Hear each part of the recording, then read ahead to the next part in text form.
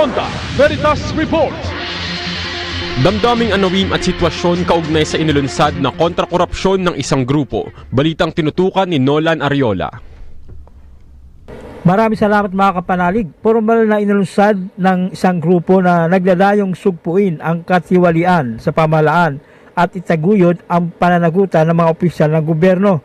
Ayon kay Ricky Rivera, convenor ng grupo na tinawag na Artikulo 11 na hango sa Article 2 ng Saligang Batas na nagsasabing ang public office is a public trust. Nanawagan ang grupo kay Pangulong Bongbong Marcos na bumuo ng isang independent commission sa pamagitan ng executive order para imbestigahan ang mga aligasyon ng korupsyon.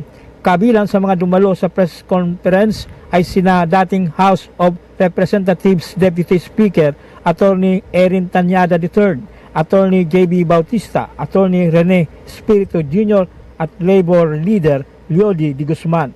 Former President Benigno Aquino III reminded us, kung walang korap, walang mahirap. To give this principle life, we must build systems that allow transparency at every level.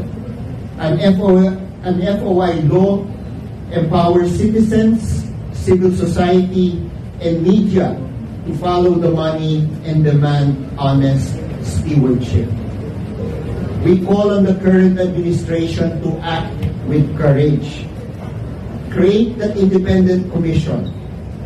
Transparency strengthens institutions.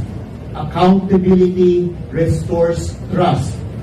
If we want to end the cycle of corruption and poverty, we must open the books, shine the light, and let the people see where the money goes.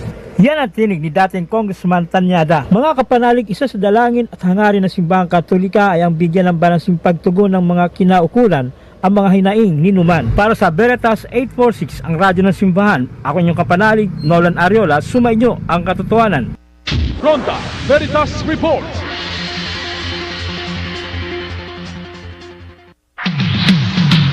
Kapanalig, bili na sa Veritas Truth Shop, ang religious gift store ng Radio Veritas 846. Mabibili rito ang iba't ibang religious items tulad ng mga rosaryo, mga imahen ng mga santo, mga church event souvenirs tulad ng mga Catholic statement shirts at Radio Veritas merchandise. Ang Veritas Truth Shop ay matatagpuan sa Veritas Tower, 162 West Avenue, Corner EDSA, Quezon City.